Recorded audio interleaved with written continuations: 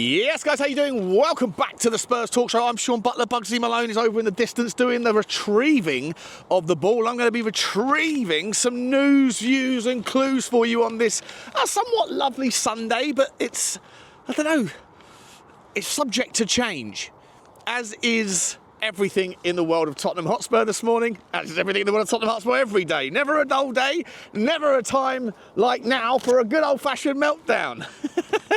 We got some transfer news, views and clues for you. Let's just start with the boring ones. Angel Gomez is not coming to Tottenham. He is all but lifting up the shirt at Marseille, and good luck to him. I'm surprised, if I'm entirely honest, that he didn't want to come back to the Premier League to pick up a healthier wage, surely no doubt than what he's going to get. But he's going to go and hook up with Roberto De Zerbi, who was linked with Tottenham only last week, but that one was sort of quickly extinguished, as I think we can all agree that there are potential, I don't know, pockets of conflict that already might emerge within the potential new shake-up and make-up of the boardroom and the various departments that affect the football side that are off the pitch. In fact, I'll even include on the pitch. You've got players that apparently are very unhappy with the decision. Some are very unhappy with the decision to remove Ange Postecoglou. I was waiting to see if James Maddison put out a statement. He did. He did eventually yesterday. It's quite a nice statement. Although I think there's a few lines in there that you could infer were not necessarily clear-cut compliments or clear-cut support, but maybe there was more of like a hidden message, hidden meaning. I'll get into that on the live stream later because I haven't got time for that right now. But I think you come to expect that with James Maddison, right? He says it how he sees it. He doesn't sort of play the game, if you like, because I think he's, quite an intelligent or very intelligent guy. Certainly very cocky and confident and sure of himself, and doesn't really mind playing those sorts of mind games, I guess, with the way that he articulates his opinions through the media or through social channels. Anyway, we'll get onto that later. But one of the players that was supposed to be unhappy, and this is where you have to kind of, I don't know, read between the lines or take everything you read and hear with a pinch of salt, of course, even including on here. I don't make anything up. I just tell you what's out there and give you my spin on it and ask you what you think. So please make sure that you do smash the comment section. As well as that, I also forgot to ask, can you smash the like button for me, guys? Smash the subscribe. We're about 5 subscribers away from 32k. It's been incredible. I'm very, very grateful for all the support recently. Let's see where we can take this bad boy, shall we? Anyway, one of the players that was supposed to be unhappy on the list of people that are apparently unhappy was Ben Davies, and I remember sort of thinking, well, it doesn't really matter because he's likely going to be, his contract's going to go, and he's going to be either going to Wrexham, or there was those other kind of rumours that a lot of people in the comment section who I think found the story that aren't Tottenham fans but are Milan fans that came in and said, mate, I don't know where you're getting your stories from, but like Milan, Ben Davies, never going to happen. I said, well, I don't know. I'm just telling you what's out there. And it was in some decent outlets. But either way, well, Ben Davies had his contract extended this morning for another year. There was the option to extend and we've taken it up. Now, it makes you wonder why. Is that because Tottenham really don't have enough money? There are rumours around the kind of sell to buy thing, and that stuff is actually true, and that in so doing, if whatever money is available, we're going to try and put it in towards our strongest candidates, which are probably in the midfield or at the top end of the pitch, and we don't really need another centre-back unless you're going to go to a back 3 model, or unless Romero's leaving, or unless you can find someone that's really better and suitable. But even then, are you going to be able to convince certain players to come in if they're only going to play a part of a rotation squad, even though Romero and Van der Ven have got about a 50% minutes played ratio over the last couple of seasons between them? So there was the argument, and I think there is still a strong argument, to go and find someone that can double up as left-sided fullback and left-sided centre-back. Now, you can make the argument that we have it in Ben Davies. I don't mind Ben Davies. I think he's a solid player. He's never relied on his pace, so I don't think the extra year is going to see a massive decline like it would in other players. And it's not a huge issue for me.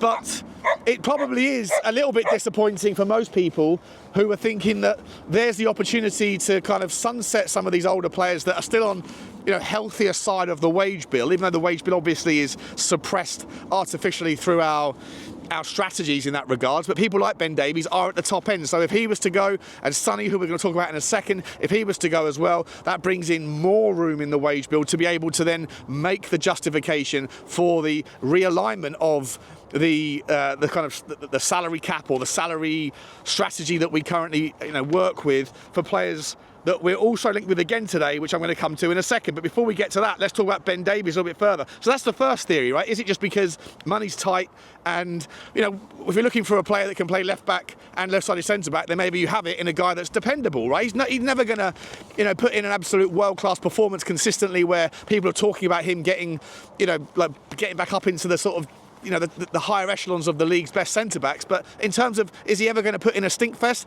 Very, very rarely. He's always a 7 out of 10 or most of the time, and I don't mind it. But the other side of the story is, did we extend in order to sell rather than letting him go for free? Now, Wrexham are still looking, one of the stories out today is that Wrexham, despite the contract extension, are still looking for a player like him, although someone quite correctly pointed out, and I'd forgotten this, but obviously there are rivalries and tribalisms in Welsh football, and that the fact that he played for Swansea sort of rules out any chance of him ever playing in all likelihood for a team like Cardiff or a team like Wrexham, just because of I guess it's similar to can you see a Chelsea player playing for Tottenham or a West Ham player, etc. It makes it more difficult. So maybe the Wrexham story is just a little bit of people putting 2 and 2 together and getting 5.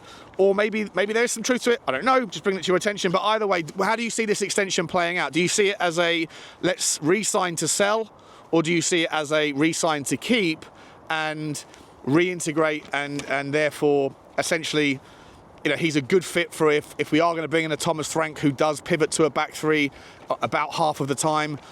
Although more recently he's obviously been a back 4 guy, but certainly in the past he's used back 3 systems or back 5 systems, however you want to think of it, very, very often. And so in so doing, given that you've got Madu Dragason's injury problems and that they're going to be extended for a while, then is it just necessary to keep him around for a world where you might still going to have injuries? Maybe we're still going to get another centre-back anyway, because if we are going to play a back 3, then you need to have 6 centre-backs at the club, and we're not sure about Vescovic, we're not sure about Ash Phillips and Dorrington and whether those guys are ready yet. I tell you what though, Vescovic, surely any kind of question marks about whether he was ever going to fit into a high line model, I think everyone can get on board the fact that he's technically very gifted, he's super tall, there's a value to be able to use him in certain situations. Think about how Dan Burns was used by Eddie Howe, that kind of late run from outside the box for corner kicks at 6'6", I think he is, or 6'7".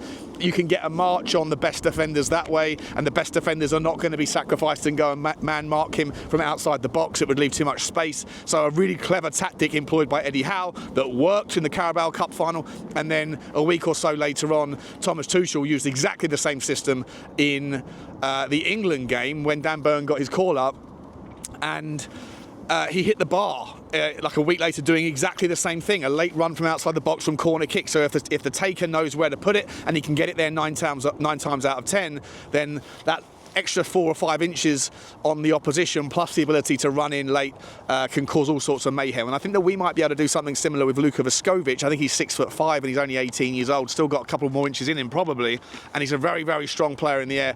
The only question marks about him were, would he fit into a Ange Postecoglou high line system? Because it's fair enough, I guess, that if you're 6'5", you probably don't have incredible pace, which actually, having said that out loud, might not be necessarily true, because Ash Phillips is, I think, 6'4", and he is very pacey. So forget what I just said. Either way, on the specifics of Luka Vescovic, he isn't necessarily blessed with pace, not just because of his height, but maybe just because of his genes. Either way, that's not a problem we have to consider for a Thomas Frank system that plays far deeper and is more of a slow build-up sort of temporal type of manager. And so maybe Vescovic is ready. Maybe we'll see it that way. Maybe we don't need to go and get a centre-back in that regard. Anyway, that's the story. Ben Davies is staying around. Jesus, that's taken me a long time to get through that one. I'm going to put some clips in. Put the the chapters at the bottom, so you guys can skip ahead if you think I'm waffling on too long. By the way, guys, this is on Spotify. If you do watch this and you like your podcast, you'd rather hear Tottenham content through the audio, well, it's actually visual as well. This is on, the videos are all uploaded onto Spotify, so if you are watching this on your phone and you'd rather listen to it in your pocket so you haven't got to keep the YouTube app open, then it's on Spotify as well. Please go over there and follow.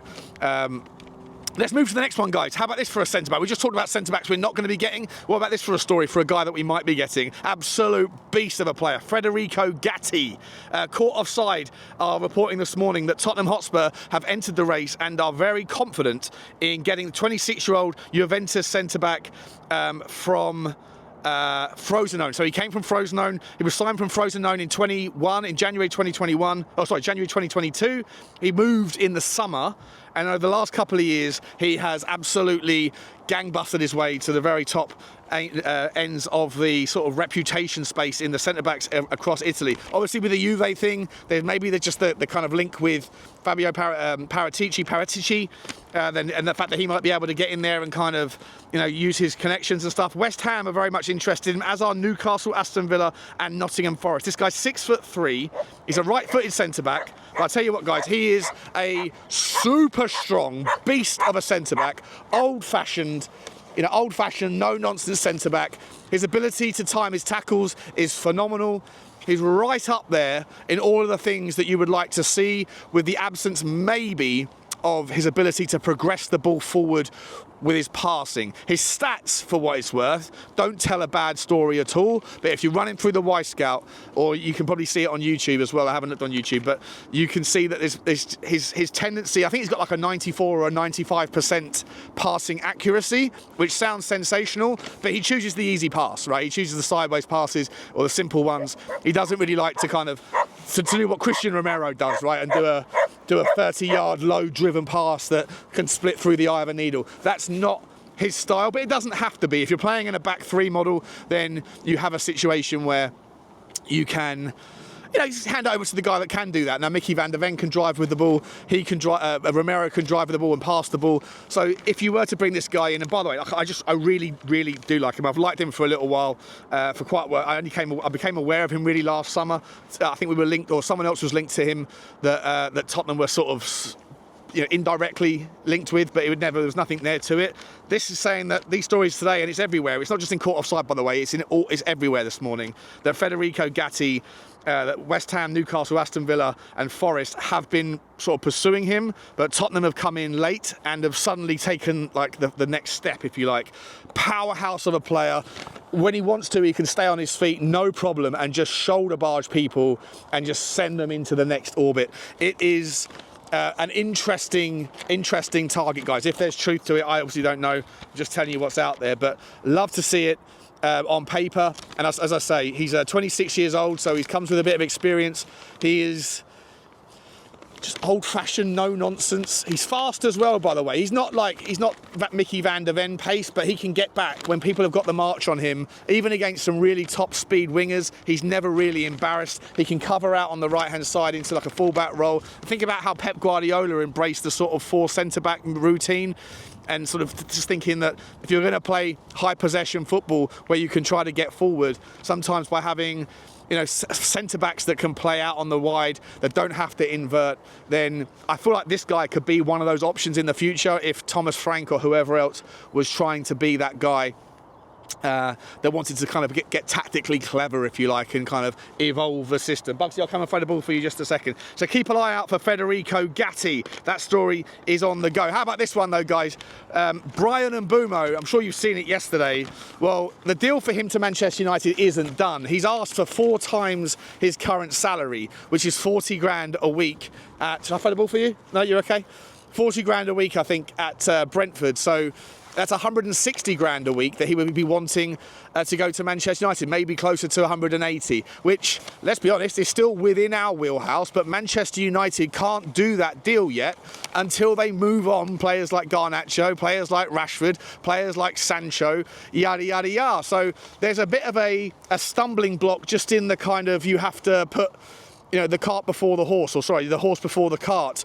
First thing, as they say, is first in regards to Manchester United's ability to move these players in. And that, of course, does give Tottenham a little bit of time here if they can get Thomas Frank finalised. And according to Fabrizio Romano, Thomas Frank is head and shoulders above. The betting market supports it. I've seen as short as 6-1 odds on. So you put £1 on, you get about 18 pence back.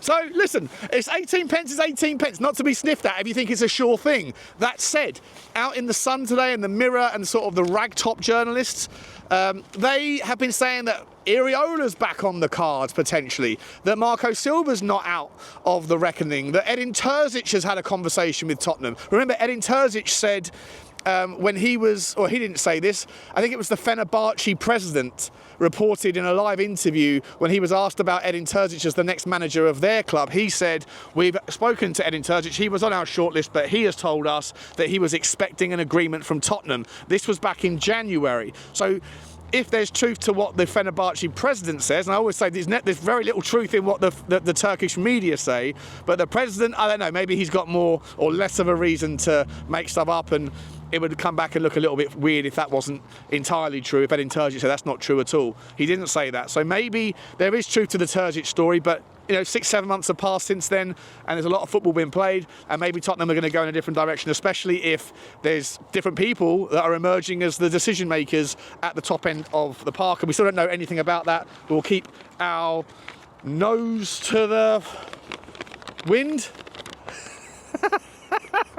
I can't remember any of these phrases anymore. What's going on? Work, brain, work. Anyway, Pochettino, let's talk about managers and him.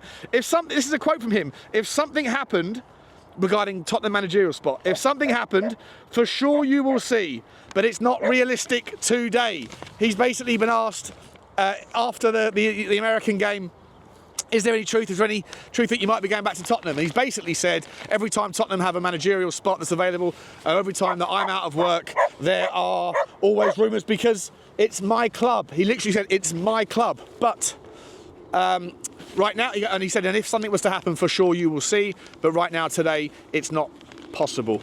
Obviously, that's referring to the fact that he's still the manager of America. So, look, you can see his desire. You can hear that read between the lines there, that he still thinks of Tottenham as his home. He still wants to come back here, but obviously this one is probably a bridge too far given the environment right now. Maybe he'll be the guy after the guy, and that guy is probably going to be Thomas Frank.